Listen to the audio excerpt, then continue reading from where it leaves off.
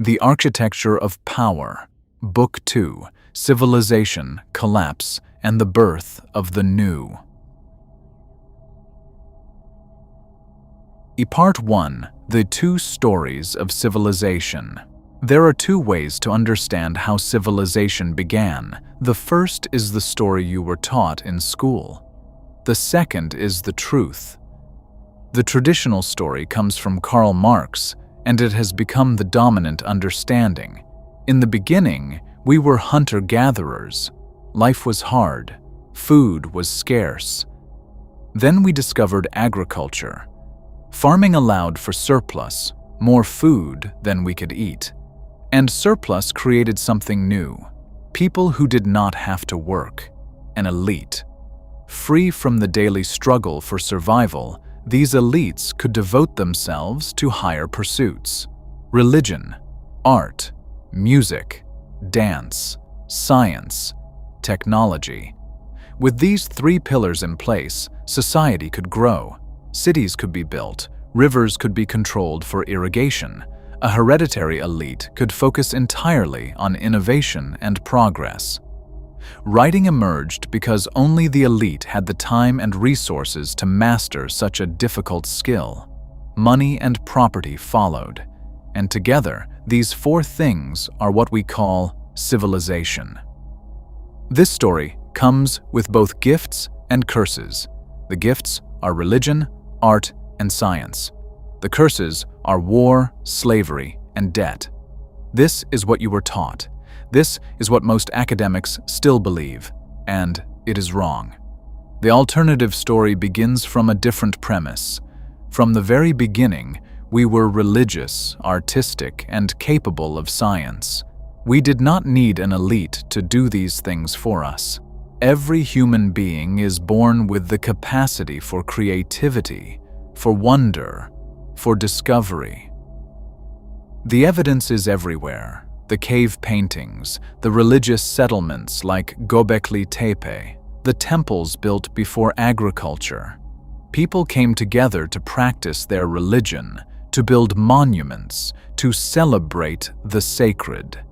And slowly, around these temples, farming developed, not as the engine of civilization, but as a way to sustain the religious life. Over time, something corrupted. The temple priests became hereditary. They began to seek rent instead of serve the people. And when that happened, the people did something remarkable. They left. They walked away and built new temples somewhere else. This happened again and again. For centuries, the pattern held. People would not tolerate hierarchy. They would not accept being ruled. But in certain locations, something changed.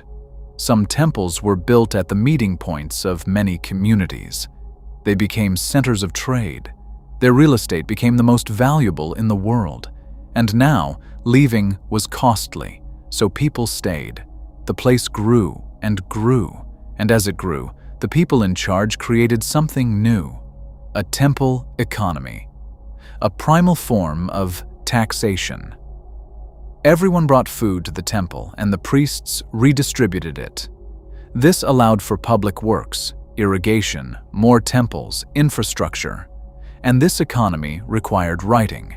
You had to record how much food came in, how much went out, who received what.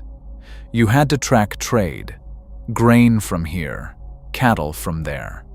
Money emerged. A strict hierarchy emerged, and this hierarchy went against the natural order of human freedom. So the priests did what power always does. They created mythology. They encoded it in writing. They made it seem as though the hierarchy came not from them, but from the gods themselves. Civilization did not give us religion, art, and science. We already had those things. Civilization is a device, a machine designed to gaslight people into believing that hierarchy is legitimate, that some are born to rule and others to serve, that the natural order is not freedom and equality, but submission and obedience. This is the secret history of every major civilization on Earth. Part 2. The Four Cradles. The four earliest major civilizations were Egypt, Mesopotamia, the Indus Valley, and China. They share three characteristics. First, their latitude, neither too hot nor too cold, perfect for agriculture. Second, they are built around major rivers: the Nile, the Tigris and Euphrates, the Indus, the Yellow River. Rivers solve water and transportation problems. They make large cities possible. Third, and most important, they are near the sea. The sea allows trade. Trade brings new goods, new people, new ideas. Egypt had the Mediterranean and the Red Sea. Mesopotamia had access to the Arabian Sea and the Indian Ocean. The Indus Valley had the same. China had the Pacific. These civilizations were not isolated. They were connected by water, by commerce, by war. What we call Western civilization is not just Europe and America. It is Egypt, Mesopotamia, the Indus Valley, and everything they touched. For thousands of years, these places have been in constant contact. Together, they built the foundation of the world you live in. Look at the map. Where is the most strategically located place on Earth? It is here, the meeting point of three continents. This is Sumer. This is where human civilization began. This is where writing was invented. Sumer sits at the center of global trade. If you were in the Indus Valley and wanted to reach Egypt, you had to go through Sumer. If you were in Egypt and wanted to reach the rest of the world, you went through Sumer. Sumer connected everyone to everyone else. There is a puzzle that has troubled scholars for generations. The language of Sumer is not related to the languages around it. Where did these people come from? Some have suggested aliens, the Anunnaki, ancient astronauts who created humans as slaves. This is a stupid idea, but it persists because people cannot accept a simpler explanation. Necessity is the mother of invention. If you take different people from different places and dump them together on an island, they will create a new language, a new writing system, a new civilization. They have no choice. They need to trade.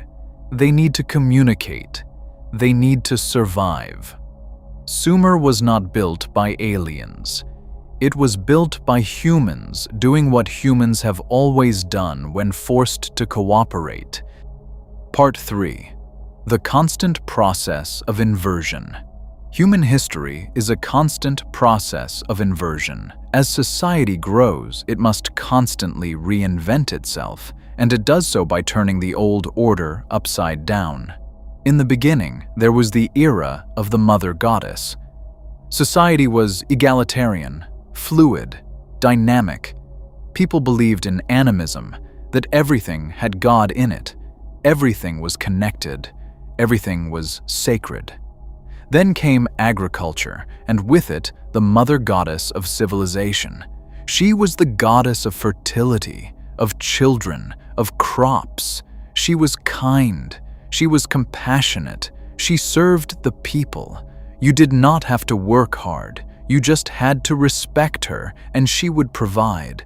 But as societies grew larger, they went to war.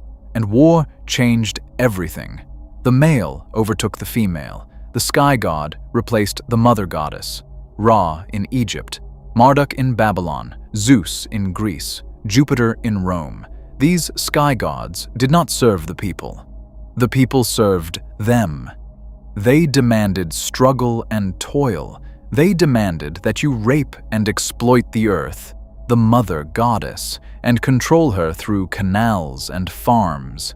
They demanded that you conquer and enslave other people. It was a constant process of sacrifice and discipline. Then came civil war. The son killed the father. The prince overthrew the king. This too became mythologized. And finally, As society became more populated, bureaucracy emerged. The bureaucrats colluded together to steal power from the king. The servant ruled the master. Inversion upon inversion upon inversion.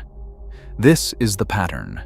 The old order is always dethroned by the new, and each time, the new order writes its own mythology to make itself seem eternal.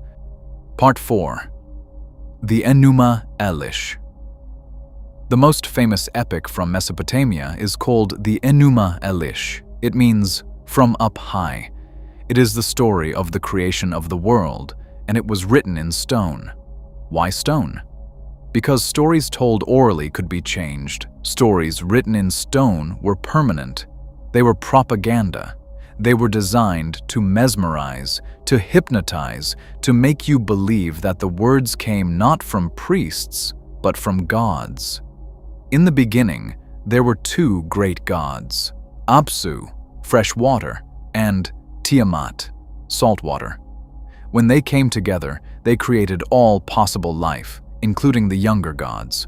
But the younger gods were loud and unruly. Apsu decided to kill them. Tiamat warned her children, and they rebelled, killing Apsu. But then Tiamat, grieving for her husband, decided to kill her children too. She raised a great army. The younger gods, terrified, elected a champion, Marduk, the thunder god, the sky god. In the final battle, Marduk killed Tiamat. And then he did something extraordinary. He took her body. He split it in half like a dried fish. From one half, he made the sky. From the other half, he made the earth. He stretched her skin across the heavens. He built the world from the corpse of the mother goddess. This is not just a story. It is a declaration of new values. Before, the religion of the mother goddess taught balance and harmony. Do not destroy. Worship the animals as your friends. If you kill them, make sacrifices. Now the new religion said, destroy the world and make it yours. This is the religion of irrigation, of controlling nature, of bending the earth to human will. This is the religion of civilization. After Marduk built the world, he established a bureaucratic order. He set the constellations. He appointed the year. He created the calendar. All the inventions of Sumerian bureaucracy were proclaimed to be divinely ordained. The priests were not the authors. They were merely the messengers. Then Marduk said, I am tired. I want a place to rest. I will build a house, my temple, and I will make slaves to serve me.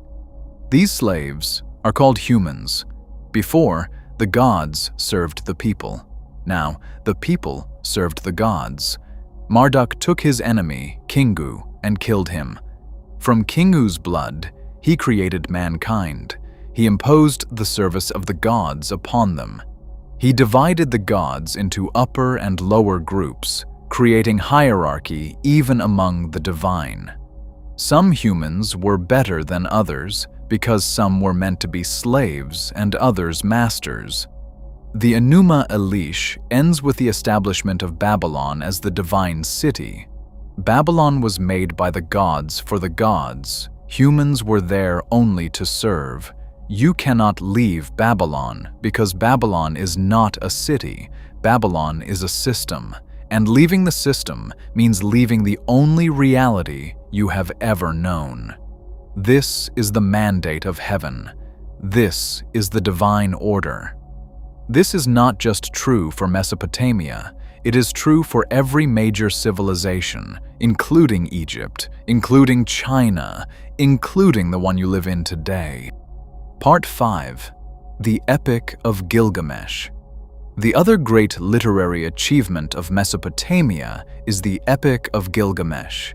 Gilgamesh was the king of Uruk. He was a giant. He kept a lion as a pet. He was also a tyrant. He took the men to war and slept with all the women. The people cried to the gods for relief, so the gods created Enkidu from clay, a wild man, an animal, a mirror of Gilgamesh's own untamed nature. Gilgamesh sent a prostitute to seduce Enkidu and bring him into civilization. Enkidu was tamed. He and Gilgamesh fought, and when they realized they could not defeat each other, they became best friends. They embarked on adventures together. They killed the protector of the forest. They killed the divine bull. The gods grew angry and decided that one of them must die.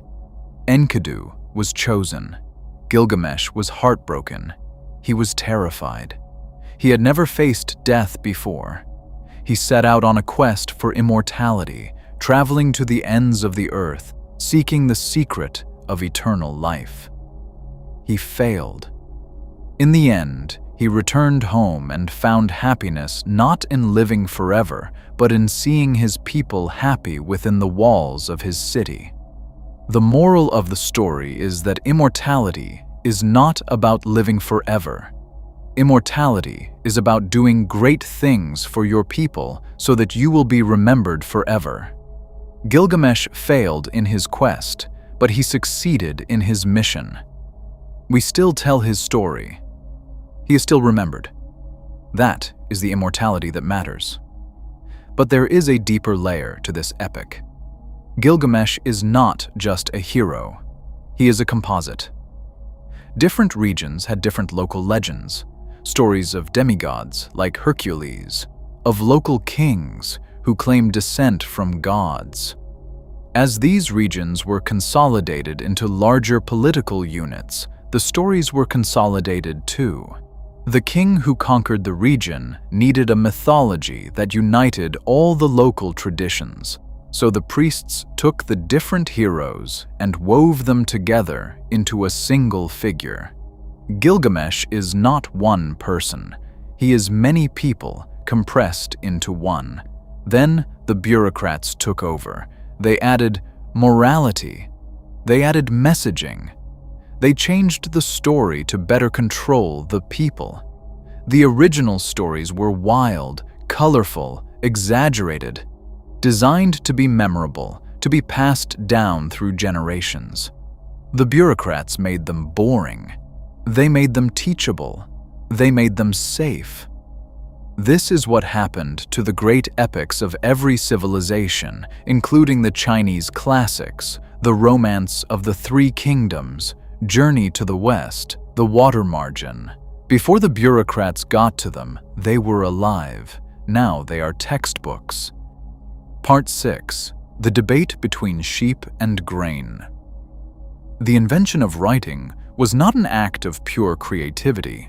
It was an act of control. And nowhere is this clearer than in a Sumerian text called The Debate Between Sheep and Grain.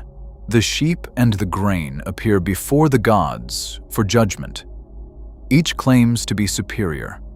The sheep speaks first. It provides clothing, sandals, oil that makes people fragrant. Its wool is worn by kings. Its body is sacrificed to the gods. The priests dress themselves in sheepskin for holy rituals. The sheep says, "Your plow and your tools can be destroyed. What can you put against me?" The grain answers. It says, "I do not need protection. No animals want to eat me. I am bountiful. I am independent. You do less work and get more of me.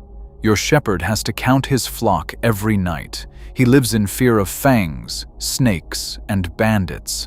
But I stand in the field, and I am safe. What can you put against me?" The gods declare the grain the winner. This is propaganda. The sheep represents the pastoralists, people who raise sheep and goats, who move from place to place, who are free, independent, and difficult to control. The grain represents the farmers, people who stay in one place, who are easy to tax, easy to conscript, easy to rule. The kings and priests wanted people to give up the free, happy, dangerous life of the pastoralist and become enslaved farmers. So they wrote a story in which the gods themselves declared farming superior. They wrote it in stone. They made it permanent. and they used it to brainwash an entire civilization. This is what writing is for. Not to record truth, to create it. Part 7. Civilization versus the steppes. Now we come to the great confrontation that has shaped all of human history. Civilization versus the steppes. You have been taught that civilization is good and the steppes are barbaric. In school, you learn that civilized people have intellectual freedom. They read books. They go to school. They learn to think. The steppe people are emotional slaves, unpredictable, violent, static, insular, close-minded. Civilization leads to wealth and prosperity. The steppes are poor and unhappy. This story is wrong, completely, utterly, dangerously wrong. The truth is the opposite. The steppe people are open, curious, and innovative. The civilized people are close-minded, static, and unhappy.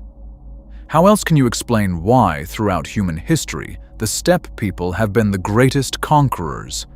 Genghis Khan conquered China, the greatest civilization in the world, and Baghdad, and most of Eurasia. This was not an exception. It was a pattern. The barbarians always conquer the civilized. Always. Why? Because the steppes are a training ground for fighters. The people who live there do not farm. They raise sheep, goats, and cows. They cannot eat grass, but their animals can. Their economy is based on animals, not crops, and animals come with problems. They are expensive. You cannot share them the way you share grain. Private property emerges. Money emerges. And with private property and money comes war. If I see someone with a cow and I do not have a cow, I want to steal it. So you need men to fight. You need a patriarchy. Patriarchy, money, and war always go together. They are a package. You cannot have one without the others. The steppe people developed innovations that changed the world. First, lactose tolerance. Most humans cannot drink milk. The steppe people evolved the ability because their survival depended on it. They became stronger and taller than everyone else. Second, horse riding. The steppes are vast and flat. You need to move. You need to protect your herds. So they domesticated horses. An incredibly difficult feat that required generations of effort. Third, the wheel and the wagon. Now they could pack everything they owned and move from camp to camp, covering the entire steppe. These innovations created a distinctive culture. It was a culture of patriarchy because war was constant. It rewarded aggression and courage. It produced many children because men wanted as many soldiers as possible. But many children created a problem of inheritance. If you had 100 cows and 10 sons, splitting the herd equally would make everyone poor. So they invented primogeniture. The eldest son inherits everything. This kept the family wealthy. But what did the other sons do? They formed secret societies, gangs of young men who went out to steal cows and women. This created a culture of constant conflict. But there was no slavery in this system. There was obligation. There was loyalty. If I lend you cows, you owe me. You are now my client, and I am your patron. But you are still free. You are still a warrior fighting for yourself, not for some distant king. That is why steppe warriors were so effective. They were not conscripts. They were not slaves. They were free men fighting for their own honor, their own wealth, their own survival. The steppes were an open, cooperative, competitive system. Open meant you wanted to learn from others. Cooperative meant you were in constant contact with other groups, sharing best practices. Competitive meant you wanted to be better than them. This is the exact opposite of civilization, which becomes insular, secretive, and monopolistic. Civilization kills innovation. The steppes breed it. That is why the steppes always win. Until gunpowder. Part 8. The Yamnaya and the Great Genocide. Around 2500 BCE, the steppe people, called the Yamnaya, the Proto-Indo-Europeans, began to move. They went west into Europe. They went east into Iran and India. They did not come as families. They came as young men, and they killed the local men and married their wives. DNA evidence shows that it was a genocide. The farming men of Europe were eliminated. Their Y chromosomes disappeared. The Yamnaya replaced them. This is not speculation. This is genetics. Before the Yamnaya came, old Europe was peaceful. It honored women. It was egalitarian. The archaeologist Maria Gimbutas spent her life excavating these civilizations. She found no weapons, no forts, no signs of war. Instead, she found magnificent tombs, shrines, temples, comfortable houses, superb pottery and sculptures. It was a culture of art, not war. It was a long-lasting period of remarkable creativity and stability. And Dansuran Mon Age, free of strife. The religion of old Europe was the mother goddess. The snake was a symbol of life energy and regeneration, benevolent, not evil. Black was the color of fertility, of damp caves and rich soil, of the womb where life begins. White was the color of death, of bones. The Yamnaya inverted all of this. The snake became the devil. Black became evil. White became good. The sky god replaced the mother goddess. The culture of art was replaced by the culture of war, and this inverted culture became the foundation of all subsequent Indo-European civilizations, including Greece, Rome, Persia, and the Mongols. Romulus killed his twin brother to found Rome. Genghis Khan killed his best friend to become the leader of the Mongol people. This is not coincidence. This is the same story, told and retold, carrying the same values: violence, sacrifice, the willingness to kill what you love for the sake of power. Part 9. The Bronze Age Collapse. Now we come to the first great crisis of globalized civilization. The Bronze Age world was heavily interconnected. Trade routes spanned from Britain to India.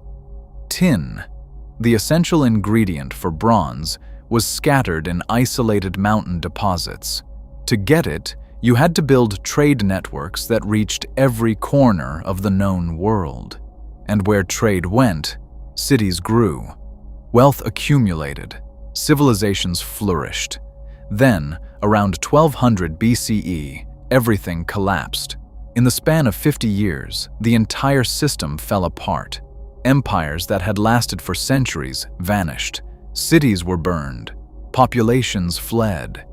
The sea peoples, refugees and pirates, swept through the Mediterranean, destroying everything in their path.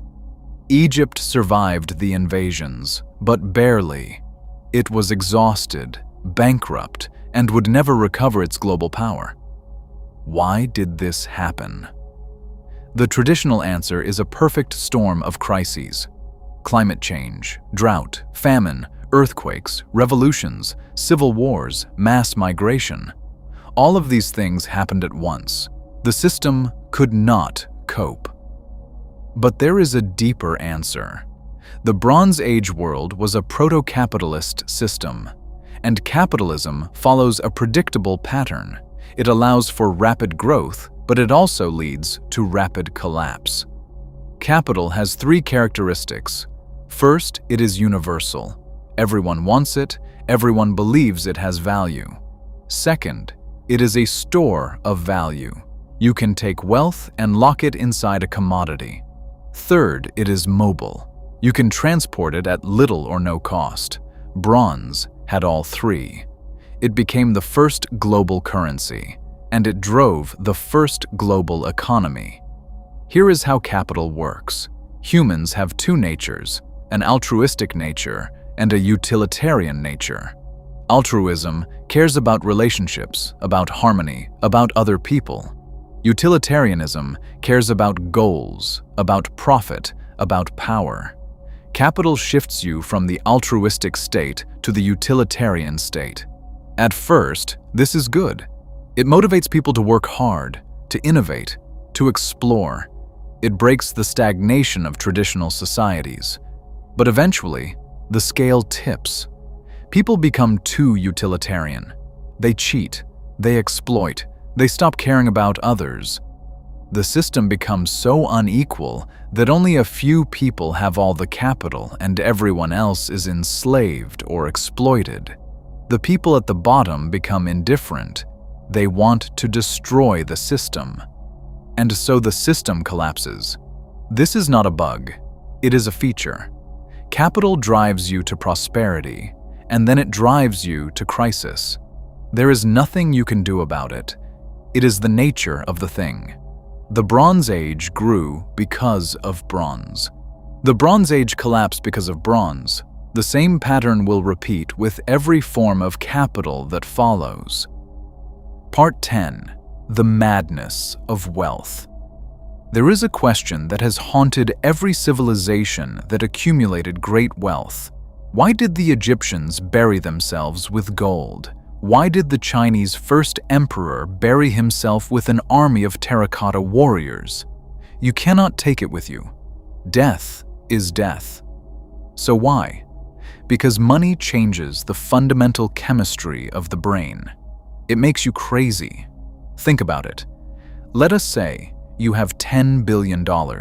You are one of the richest people in the world. You have everything you could possibly want, but you are going to die. And when you die, you cannot take it with you. Everything you worked for, everything you sacrificed for, everything you hurt people to get, it will all be gone. You will be nothing. Now, imagine someone offers you a deal. You can live forever. You can keep your money, but you have to be a slave for all eternity. Would you take it? Most wealthy people would, because they are already trapped. They have already given everything for their wealth. They cannot imagine letting it go. They will do anything to keep it. They will invest in blood transfusions and cryogenic freezing. They will build bunkers in Hawaii. They will join secret societies. They will worship Satan. Why Satan? Because the traditional religions tell you that wealth is bad, that when you die, you will face God, and God will ask you what you did to get that money. And you know what you did. You cheated. You lied. You stole. You hurt people. You do not want to face that judgment. So you turn to the other side. You make a deal with the devil. You choose hell over judgment because, at least in hell, you can keep what you have. This is not metaphor. This is the psychology of the billionaire class, and it is why secret societies are growing in power. It is why the world is becoming more unequal. It is why collapse is inevitable. Part 11. The legacy of the steps. The Bronze Age collapse was devastating, but it also created the conditions for something new. Out of the ruins of the Mycenaean civilization, Greece entered a dark age. The Greeks lost the ability to write. Centralized palace economies collapsed. Bureaucratic censorship disappeared. And in that void, something extraordinary emerged. The Greeks transitioned from a palace economy to the polis, city-state. They invented a new writing system, the alphabet. They created a new form of literature, epic poetry, and they produced a poet named Homer. The Iliad and the Odyssey are not just stories. They are the birth of Western civilization. They are the record of a people who had forgotten everything and had to remember themselves. They are the product of open, cooperative competition. The same forces that made the steppe people so powerful now applied to art, to politics, to philosophy. Collapse is bad, but collapse also creates opportunity. A new civilization can arise from the ruins. A new humanity can emerge. This is the lesson of the Bronze Age. This is the lesson of history. The old order always falls. But what comes next is not predetermined.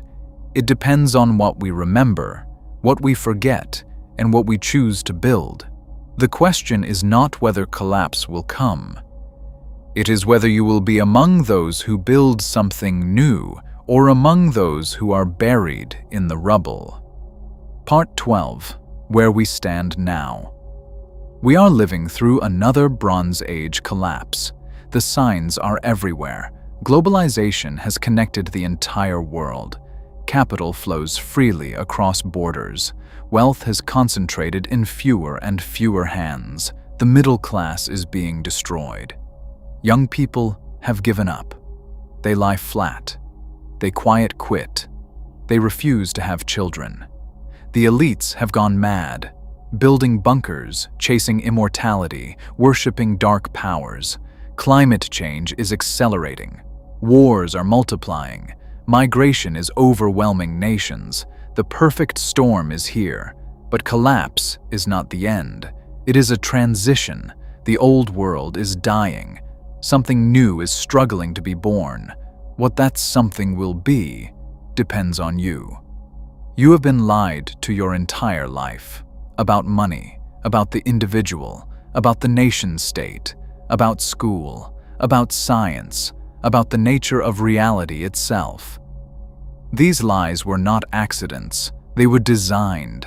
They were built into the architecture of your mind before you were old enough to ask questions.